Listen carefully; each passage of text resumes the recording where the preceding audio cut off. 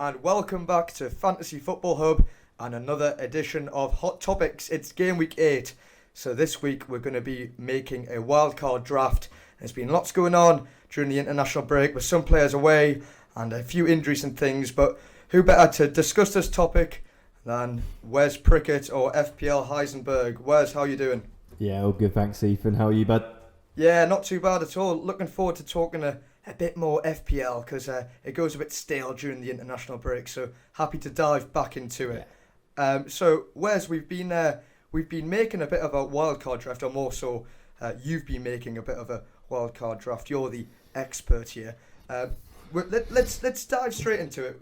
Why don't we? And we'll start with the goalkeepers. And it looks like your starting goalkeeper is going to be Ramsdale. Why have you gone with him? Yeah, so with that, and actually just a little disclaimer at the start. So we're doing this video. We're not necessarily saying this is the only wildcard draft. You know, we could have easily drafted something different here and different players, and it'd be perfectly valid and maybe better. It's all subjective, but we have produced what we believe is a really good wildcard team for the next sort of 6 to 8 weeks because we don't just look at one game week. So with that in mind, back to the goalkeepers. So Foster's in there just as a 4.0 keeper who is at least starting games at the minute, and there's no one better at 4.0. Other than that, Ramsdale's going to be the starter mainly with this setup. And the reason there is because Arsenal have some decent fixtures, underpriced probably at 4.5, 4.6ish now I think he is. And I think compared to someone like Sanchez, who is a good pick, there's more chance of save points and more chance of bonus as well. And another reason, it's all in the context of the rest of the team as well. So we're going to get onto our defence in a minute, bit of a spoiler alert, but Duffy is in there. So it's more of a case of, you know, maybe if Duffy would have been changed to say Ben White, then maybe the goalkeeper for this example would be Sanchez. I'm not that confident on either of those defences where I'd want to double up. I would double up and say, you know, Chelsea's defence or Man City's defence, but not those two teams. So Duffy's got that more attacking threat, so he makes it into the defence, and therefore Ramsdale there. So you're never just playing Brighton double defence, which could work, but I wouldn't want too many eggs in that basket. I think, me personally, Wes, I owe Ramsdale a bit of an apology because I give him an awful lot of criticism. Maybe made a few memes of him on the Fantasy Football Hub Twitter account because I didn't expect this when he come in. I never thought he would be the number one for £30 million. I thought it was ludicrous. But here he is. He's come in. He's got 3 clean sheets in 4 games. His last 4 matches for Arsenal, he's got 6 FPL points, 9 points, 3 points, and 6 points. 24 so far. That's quite impressive, isn't it? And I think he probably does edge out Sanchez. We talked about it might change a bit with defenders, but I think Ramsdale probably has to be the number one anyway. Yeah, I'd go along with that, and that's some great stats you just said there. And I also had this, me and my mates on WhatsApp chats or whatever was like, whenever Ramsdale signed, we were like, what a waste of money, paying all that money for a number 2 who's been relegated with about 10 clubs or whatever it was. And he always, for me, he looked poor when he was playing for like Sheffield United, in my opinion, but maybe it's a confidence thing. He's a young goalkeeper. He's in the England setup, so he's obviously not. These people like Southgate and Arteta, they know more about a goalkeeper than we do, essentially. So I think so. And if he's now obviously eased out Leno, and it's all with goalkeepers. It's not necessarily about how good a goalkeeper is because there's Edison's a better goalkeeper than Ramsdale, for example. But it's about price. It's about the team they play for. Are they going to get save points? All that sort of stuff. So it's not necessarily about the. With FPL, with defenders and goalkeepers, it's not necessarily about the ability of said goalkeeper. It's about the ability of the team to keep a clean sheet, the fixtures, and also the price. Because obviously Ramsdale compared to Edison is a 1.4 million saving or whatever it is. So, that's the sort of a large reasoning behind the Ramsdale pick. Okay, well done, Aaron. You've got into this team. Let's move on to the defence now, Wes. He'll be delighted. He'll be delighted he's made our wildcard team. He will be more delighted than getting that move to Arsenal or getting called up to England. I think making our wildcard team is significantly more important. So let's look at the defence now, Wes. We said Duffy, so let's start off with him. Why he's gone up in price today. He's now 4.4 million. So why have you gone with Duffy? Yeah, big Duffy. I think he's been excellent so far this season for Brighton. I know there's some chatter about him not being nailed on, and maybe that's legit. But with this setup, as you can see, it would be a we'll get onto this later on, but it will be a 3-4-3 setup in the main. Okay. And with those 3 more expensive defenders, you are likely to, if you did go for something similar to this wildcard draft, Duffy would only be a bench player anyway. But Duffy plays as part of a good defence, like I was saying earlier, so clean sheets can be incoming. He's obviously value for money, 4.4 million now, but most people will probably have him at sort of 4.2, 4.3, maybe cheaper. And even still at 4.4, he's good value because he's got a massive goal threat, which is what I like about him. And even in the 0-0 versus Arsenal in the last game, there's a chance in the first half, difficult one to be fair, but I think he hit the side netting. And then second half, he had a chance where he probably should have scored, and he headed it maybe, I don't know, half a yard wide or something. And if that's on target in the corner, that's a goal there. So I think he's got some goal threat and part of a good defence, and it's value for money. If Duffy's sitting there at sort of 4.9, 5 million, then it's maybe not, but it's just value for money, good bench option. And so, say for example this week, Norwich at home, if he's first on your bench, if he has to come in, Norwich away, but if he has to come in, you're not going to be unhappy with that. It might not go to plan, he might not get the points, but Norwich is a decent fixture for a Brighton defender. And obviously, arguably more dangerous than Harry Kane. So against Norwich, who knows? Maybe Duffy can get that brace, or maybe a hat trick on his day.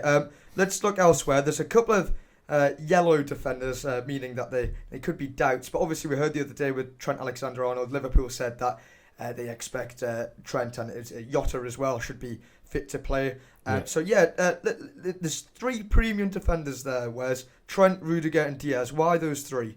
Yeah, and I know there's a lot of people that are spending even more in defence. They've maybe got these 3 plus an extra expensive defender in place of, say, Livramento. They've maybe gone for double Chelsea or double City, and I get that as a tactic, but I'm a 3-4-3 man at heart, structurally wise, so that's how I like to set up, with 2 cheap bench defenders that are decent options like Livramento and Duffy, and then 3 decent options like this. So Rudiger and Diaz, they're both a bit boring options compared to some of the other defenders in their respective teams. Not as much attacking threat as some of the others, but they're, I value being nailed on a lot, especially as these teams are going to rack up clean sheets, and you don't want that, those occasions where you've got Cancelo at home to an easy team and he misses out. I know he looks nailed at the minute, but I'm thinking more longer term, in 3 or 4 weeks' time, will that still be the case? Whereas with Diaz, he's going to be nailed all season long, and same with Rudiger. And Trent kind of speaks for himself. I won't dwell too much on that. Back from injury, back to his best. We know about Trent, attacking threat, and if I was wildcarding this week, I'd be getting him in. I actually wildcarded last week, removed Trent, and I'm going to be getting him back in as soon as possible. Probably not this week, but I'd want Trent in a wildcard team for sure. And like you said, just sorry to keep blabbing on, but Trent, he's yellow flagged on FPL, but take that with a pinch of salt. If you do your own research, look on Hub's website or wherever you get your injury news, and you'll see that Trent is fine to play. And obviously Livramento is there as well. He should get he's in most FPL managers' teams as a backup. But obviously we'll all remember that Man City away game where he grabbed himself a clean sheet. So already making himself a little bit of a legend. Right, Wes? Exactly. Just very quickly, sorry to disrupt your flow. And I could sense the midfielders coming, but just very quickly on Livramento. Again, it's a little bit like Duffy. If he was 4.8, 4.9 million, would he be in the team? Probably not. Might go for someone like Semedo in that example, but 4.2. Is he still 4.2? Yeah. He is just he's not only a very cheap option because he started at 4.0, so he's underpriced, good value, great for your bench, so you're not clogging up too much money on your bench. But if he needs to come in, then he's a great asset to come in. He's got some attacking threat. He got fouled for the penalty against Chelsea, so there's an assist there. Livramento is a good option as well, because he's not one of those. There's some 4.0s who are playing games like maybe Brandon Williams for Norwich, but Norwich seem to concede every game, not much attacking threat, whereas with Livramento, attacking threat, some clean sheets already, like you said, City, and even against West Ham, who seem to score 2 goals against everyone, it seems. So he's a decent enough option at that price, and you'll happily bench him if he gets points, fair play, and maybe he'll get you points when you need him to come in for someone who misses out in your front 11.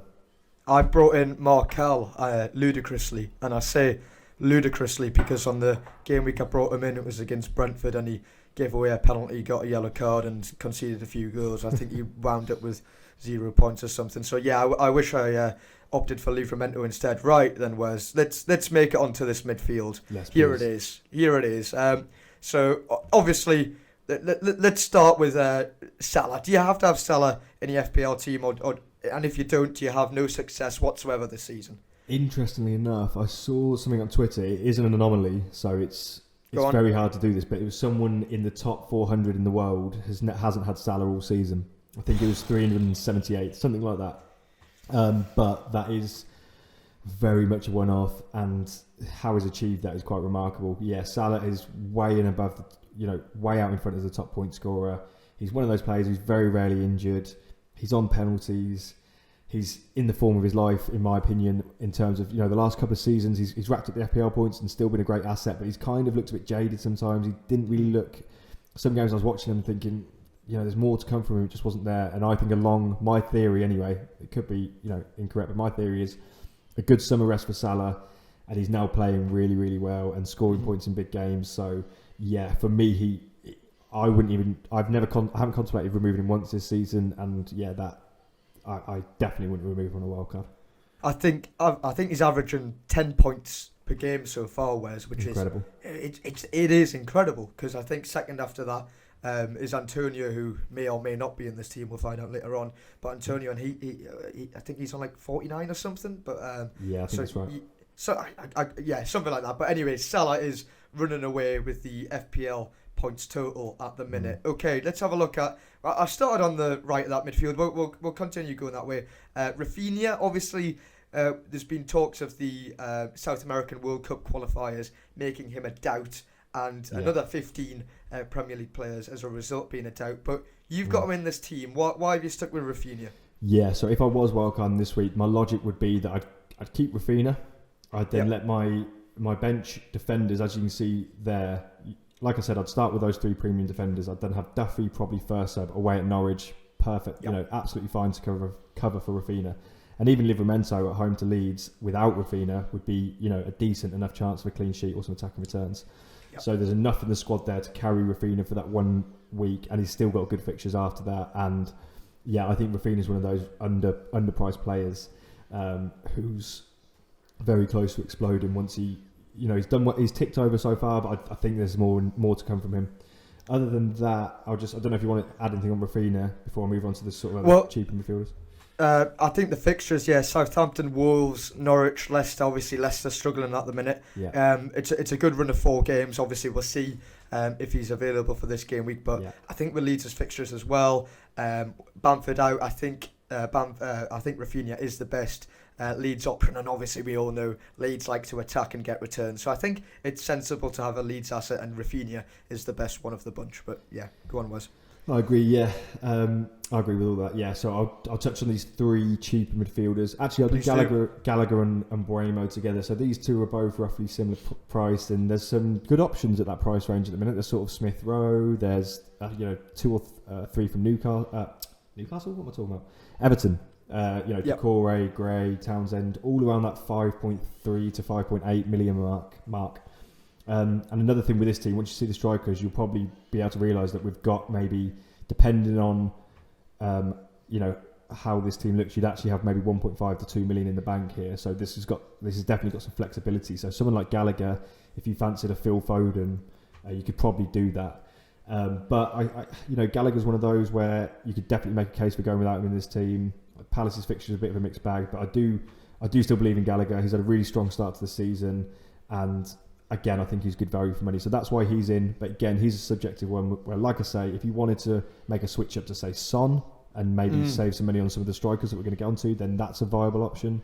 If you wanted to jump to Foden, maybe, if you can stomach Pep Roulette, that could work out. But for now, he's a good option for wildcard still. And I think he blanked last game week and he's all of a sudden become, yesterday's news already quite quickly. And I think we can't forget what a strong start to the season he has had for his price tag, because especially he missed game week 1 as well because I don't think he was signed in time. But yeah, I do really think he's still a strong option. And Mbeumo there, his fixtures turn really good after this week. It's Chelsea this week, which is tough, but then the fixtures, he's down as midfielder, but he's obviously playing up front alongside Tony. Tony's created the most big chances out of anyone in the whole league.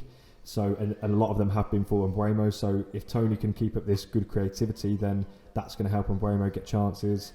And just watching him with the eye test, he scored a couple of goals. He's hit the bar a couple of times from my memory. And just an exciting option. And again, I think it's only 2 goals so far, but I think he's got more to come. Yeah, absolutely. And Douglas Louise, are we going to talk about him much? Just a little bit, because obviously he's one of those ones that's yellow flagged because of the international. So it might be a little bit risky carrying both him and Rafinha, because you know if they both miss out, you've definitely got 2 players not playing, and then all of a sudden you're down to just 1 sub essentially. So it's a little bit risky for this game week, but you know, if we're talking more longer term, I do like Douglas Louise at that price point. I think he's the best of a bad bunch at the sort of 4.5 million range. However, you know, if you want a bit more safety for this game week and you disagree, maybe someone like Brownhill, and again, Brownhill saves you 0.2 million there as well. So there's other options there. I'm not like team Douglas Louise, but I do think he is the best 4.5 million option for, you know, the next, say, 9 to 10 game weeks, just to sit on your bench and come in occasionally when needed. Well, a lot of FPL managers said goodbye to Brownhill not long ago. Everyone was quite hyped saying that, well, especially my FPL housemates who play as well. They were saying, no, Brownhill's going to be contributing quite a lot this season, just to you wait. And then I think a lot of people have got rid of Brownhill now. But anyway, let's look at the front 3. Here it is. We've got Jimenez, Lukaku, and Antonio has made this front 3. No Cristiano Ronaldo, most notably. Should we talk about the absence of Ronaldo? Why has he not made it? Yeah, so I did Wildcard last week, and I did put him in. Yeah. As a little bit of a gamble. I knew the fixtures weren't amazing, but I did look at them and think, actually, you know what? In terms of Leicester is in there as a bad fixture, for example, but they're conceding goals. And a few other factors made me think, you know what? I will take a little bit of a gamble, and if I need to free up money, I can do so at a later date. So, you know, that's maybe my plan for maybe Game Week 9. I might free up some money there. So, yeah, I think it's more just about value for money there. And if you did have, say, Antonio would be a lock for me, and so would Lukaku with these fixtures. Yep. So it's that last striker spot, and Raul Jimenez saves you, 5.2-ish million on Ronaldo. So if you did have Ronaldo in that slot, it just does dampen the rest of your team quite a lot. You can't really afford, say, Trent, Rudiger and Diaz. And Raul Jimenez, decent fixtures, starting to come back into form. Got a goal a couple of game weeks ago, I think it was, and then 2 assists for Hwang, which is another absentee we should probably talk about as well. But definitely. Just in terms of Hwang, if you're thinking why have we got Raul Jimenez over Hwang, it's actually a really tough one, and I don't know the right answer to this. The reason I kind of place a fair amount of weight on, proven Premier League pedigree. The players like Vardy and Raul Jimenez, you know, they're not going to let you down.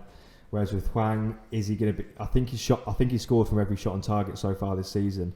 Wow, that's a start. I think we can double check that. I could be wrong, but it's something like that anyway. And I think it might be a little bit unsustainable. He is a nice price saving on Raul Jimenez though. I think it's maybe 1.9 million. So that could go a long way. You know, obviously you guys can see on the screen now the full team. You could maybe you disagree on Jimenez and you're very confident on someone like Hwang or maybe Tony, something like that. Freeing up some money, especially to Hwang, would give you an extra 2-ish million. And like I said, this wildcard draft does have money in the bank, so Gallagher could almost become Son. Not quite, you'd have to maybe jiggle around a little bit more money, but you get my point. You could have a massive upgrade on Gallagher to Son, which would be obviously really helpful, or someone like Rafinha to Son if you didn't want to go with Rafinha. So yeah, it's all about how the context of your team and what you can do with that money. I don't know, we didn't actually discuss this or previously, but any thoughts on those going for Werner over Lukaku, for example? I didn't even know that was considered, Wes. I've seen it occasionally. I think because he scored a couple of goals for Germany against North Macedonia, I think, a couple of nice goals, and he's obviously back in the goals for, I can't remember the stats off the top of my head, but he's obviously scored for Chelsea in the last game, so it's almost like, do you save whatever the money saving is, maybe 3 mil? No. I don't think so, Wes. I think the reason being he could easily get rotated again. Pulisic or Havertz or Mount, they can all play across that front line. Timo Werner, okay, I do like Werner as a player, but in terms of FPL, he's not scoring, and he won't score goals consistently, I don't think, from what I've so far of Timo Werner in the Premier League. He's shooting boots on yet, so obviously the price is an attractive one, but I think Romelu Lukaku, okay, he's had a few quiet games, But I think he could be contender for the Golden Boot this season, so I Yeah. think it would be silly to get rid of Lukaku in favour of Werner. I agree with all of that. What I'm worried about, I definitely have a bias against Werner. I remember having him at the start of last season. He really frustrated me, and I kind of went against I changed my mind on him, I think, because I was like, no, I want to see him settle into the Premier League. And then maybe I got caught up in the hype, or I just changed my mind for whatever reason. I put him in, and he disappointed me. So I have a bias against him, but I don't know whether that's, sometimes these biases can be very helpful because they help you avoid dodgy players. But, are we missing out on a cheaper asset who's going to get you goals and assists? I don't know. But yeah, I'd agree. I'd double down on everything you just said. Lukaku's got much better chance of, Golden Boot, and he is going to play that central number 9 position week in, week out, whereas Werner, Tuchel likes to rotate, and especially in those positions. Once Mount's been out with an injury, I think he's now back. Pulisic, I'm not sure with his injury situation, but Havertz as well. Yeah, Hudson-Odoi maybe. Good show. Other players. I'm not going to go through all Chelsea players, but there's got so much depth there that it's very hard for, even if he's playing well, to nail down a spot. So yeah, I'm with you on that. But hey, Wes, Aaron Ramsdale's already made us look foolish, so maybe Timo Werner will also be listening in and wanting to prove us wrong, because there's nothing more important than proving us wrong, I don't think. Not to those guys. That's what they live for. And also, just on that as well, I want to kind of say, if you're listening to this and you've got Werner in your draft, this isn't us saying go and take him out. No. FPL's a game of opinions at the end of the day. We don't fancy him for our reasons we've given and our style of management maybe. But there's no reason why he can't, It's an interesting one, Wes, isn't it? It's definitely interesting, and what a differential, I think, if it does pay off. What a fantastic differential. So, be brave, I think the message should be. Yeah, if you exactly. If you have courage in your convictions, if you believe in him for whatever reason and you're happy to take that gamble with his game time and stuff like that, maybe it works out. And if you're that style of manager, I'm not, so I wouldn't even, I wouldn't flinch from Lukaku to Werner. It wouldn't even come into my mind really, but could work out. Who knows? Right then, Wes, the last player, Mikel Antonio. What a start to the season he's had. Okay, 5 goals, 4 assists. He was the first striker on the team sheet for me. What about you? Same, and also he was keeping pace with Salah in terms of the underlying stats as well. Until he missed one game through suspension, which obviously helped Salah to get more shots and more points and stuff like that. And he also had a quietish game in the last game, I think. So the stats now favour Salah a lot more. However, until that point, he was keeping track with a 12.7 million asset in Salah, and he's 8 million now, but he started at 7.5, I think. He's been amazing so far this season. His fixtures are a bit of a mixed bag, however, and there's also the thing that worried me initially with Antonio was, he's now got international football, which is a new thing for him, and he's got European football, as in the Europa League, which is a new thing. But that's a good point. His minutes have been managed fairly well by David Moyes in Europe. He's played a bit. He hasn't played. Yeah, he hasn't played like 90 minutes every week. And also Jamaica, the internationals that have just gone, as in currently in the international break, he hasn't played at all. He didn't travel, so he has had this big break now. So I'm confident in Antonio's sort of hamstrings, and he's, like you said, first on the toe sheet. And he's one of those strikers that I like in terms of almost with Ronaldo. Say someone like Ronaldo, who's taken a lot of shots and got a lot of goal potential, but Antonio's got both goal threat and assist threat. If you look at some of his creativity stats, Antonio's up there. And I remember a couple of his assists so far this season have been literally creating an open goal for Benrahma in one of the games. I think it was Leicester, and he just literally had a tap in with no keeper. Same for Fornals against I can't remember now, but it was a home game, and he could have shot, but he squared it. Easy goal, and obviously it's not as many points as a goal, but assist is very close for a striker. And if he's getting those combined goals plus assists, 1 goal and an assist in a game almost guarantees that 3 bonus. So absolute gem of a player from both goal threat, assist threat and value, because he's performing like at least 12 million asset. I'm going to ask 2 questions, Wes. Could Antonio be in the running for the Golden Boot come the end of the season? And should we consider Jamie Vardy making this front line, because he's the 3rd top scoring FPL point scorer so far this year? Are we dismissing Vardy too much? But first of all, can Antonio win that Golden Boot? I think he could, and there was an interesting interview where he kind of alluded to that being his target. I think it was on Sky, where he said that he wants to keep it up all season. He doesn't want to just be a flash in the pan at the start of the season, and he wants to maintain it. And etc., etc. Obviously, talk's cheap. Essentially, doesn't mean anything. But it's good that his mindset isn't. He's not happy with what he's done so far. Yep. He wants to kick on, be West Ham's number 9, and be the goal scorer. So I don't think he will get the Golden Boot, but I could see him being top 3 goal scorers in the league quite comfortably. Mm-hmm.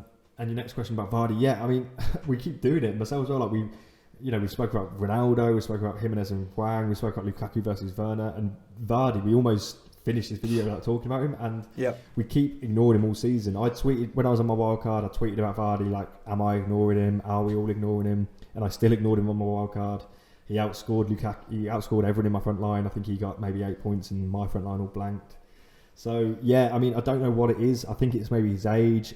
At the start of the season, it was a factor of, he's getting older. He's got a lot of competition for places now with how well Iheanacho did last season. His price? His price as well is an awkward one. He's not kind of in that top bracket, but he's almost, when you've got players like Antonio doing the business and someone like Jimenez, who's a good alternative as well, it's like, do you want to spend that extra 2-ish million to get Vardy? Yeah. Oh, God, it's tough. But yeah, those who've gone for Vardy, fair play. And it's a real tough one. And again, I wildcard last week, I didn't get him. This week, if I was to, like you can see with this draft, I wouldn't put him in. And that's not me saying I don't believe in Vardy. It's like the main thing is the price there. And just not being able to squeeze him in. But maybe it's wrong. Maybe, with this draft, maybe we should be looking at Jimenez to Vardy and trying to shave some money elsewhere, maybe off one of the defenders. It could be a viable strategy.